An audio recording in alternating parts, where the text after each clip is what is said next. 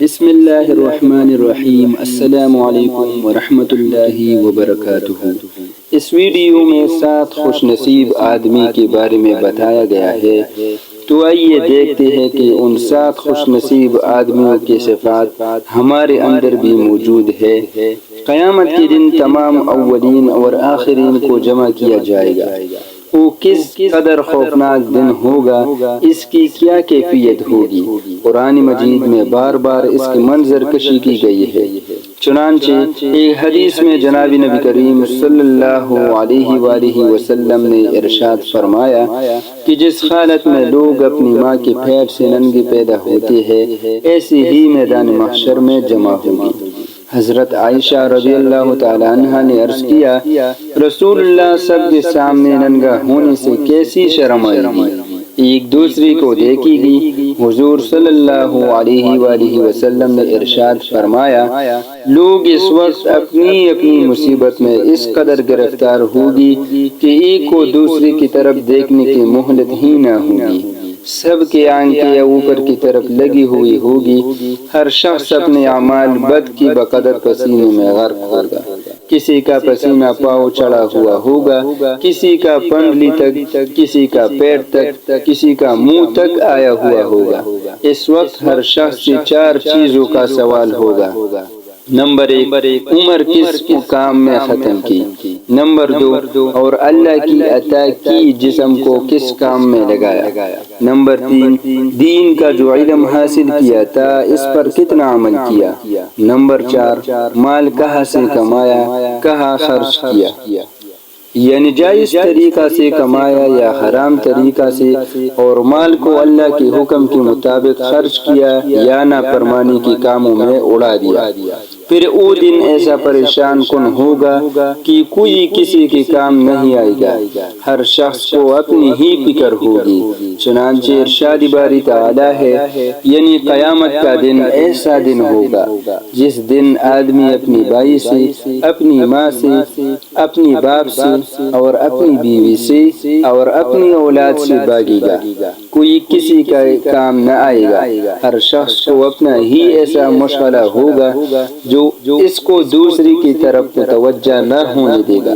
اور بھی بکثرت آیات میں انسان کو اس دن کی مصائب کی طرف توجہ دلائی گئی تاکہ انسان اس دن کے آنے سے پہلے ہی اس کے لیے تیاری کرے اور دنیا میں ایسے اعمال اختیار کرے کہ اللہ تعالیٰ کی رضا حاصل ہو۔ اللہ تعالیٰ ان کی خطا و قصور کو معاف فرمائے۔ جو لوگ تقوی و طہارت والی پاکیزہ زندگی گزارتے ہیں، وہ قیامت کی سختی سے بھی محفوظ رہے گی۔ اللہ تعالیٰ ان کے ساتھ خاص اکرام و اعزاز کا معاملہ فرمائے گی۔ چنانچہ صحیحین کی ایک حدیث میں حضرت ابو ہریرہ رضی اللہ تعالیٰ عنہ سے مروی ہے کہ رسول اکرم صلی اللہ علیہ وآلہ وسلم نے فرمایا کہ 7 قسم کے افراد ایسے ہیں کہ اللہ تعالیٰ انہیں اس دن اپنے عرش کے سایہ میں جگہ دے گی، جس دن اللہ تعالیٰ کے عرش کے سایہ کے علاوہ کوئی اور سایہ نہ ہوگا۔ نمبر 1، عادل بادشاہ، یعنی جس نے اپنے رعایا میں انصاف کے ساتھ حکومت کی ہو۔ نمبر 2، وہ جوان جس نے اپنی پوری عمر اللہ تعالیٰ کی عبادت میں گزاری، یعنی جوانی کا زمانہ جس میں شہوت نفسانیہ کا خوب غلبہ ہوتا ہے، انسان جسمانی صحت و قوت سے پر ہوتا ہے۔ ایسی وقت میں نفس و شیطان کی اتباع کی بجائے اپنے اوقات کو اللہ تعالیٰ کی عبادت میں گزارتا ہے۔ نمبر 3، وہ شخص جو مسجد سے دل لگائی رکھتا ہے، یعنی نمازوں کے اوقات کا خیال رکھتا ہے، دنیا کے کاموں میں مشغول ہو کر نماز سے غافل نہیں ہوتا، بلکہ دنیا کے کاموں کو اس طرح پورا کرتا ہے کہ نمازوں کو وقت مسنون میں جماعت کے ساتھ ادا کرنے میں مخل نہ ہو۔ نمبر 4، وہ 2 شخص جو اللہ تعالیٰ کے واسطے آپس میں دوستی اور محبت رکھتے ہو، جب آپس میں ملتے ہیں اس دن میں ہوتے ہیں۔ ملاقات بھی اس لیے ہوتی ہے کہ دین کے کام کو آگے بڑھایا جائے، اور جب جدائی ہوتی ہے تب بھی اسی خیال میں ہوتی ہے کہ دین کے کام انجام دی جائے۔ نمبر 5، وہ شخص جس کو کوئی حسین و جمیل عورت بدکاری کے واسطے بلائے اور وہ یہ کہہ کر اس عورت کی طرف رخ نہ کرے کہ میں تو اپنی اللہ تعالیٰ سے ڈرتا ہوں، یعنی اللہ تعالیٰ کی خوف کی وجہ سے موقع ہوتی ہوئی برائی سے بچتا ہے۔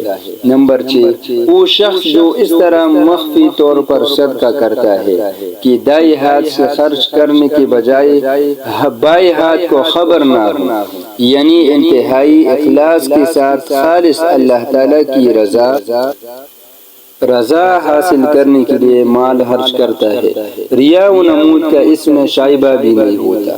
نمبر 7، وہ شخص جو اللہ تعالیٰ کو تنہائی میں یاد کرے اور اس کے آنسوں میں بھر جائے، تنہائی کی جگہ بیٹھتا ہے اور اللہ تعالیٰ کی بڑائی، عظمت اور ان کی انعامات و احسانات کو یاد کرتا ہے، اور جنت و جہنم کو یاد کر کے روتا ہے، یا ذکر تلاوت کے موقع پر روتا ہے، یا اپنی گناہوں کو یاد کر کے روتا ہے، اللہ تعالیٰ سے معافی مانگتا ہے۔ ان اعمال کے علاوہ کچھ اعمال پر بھی آپ صلی اللہ علیہ وآلہ وسلم نے عرش الہی کی نیچے جگہ ملنے کی خوشخبری دی ہے۔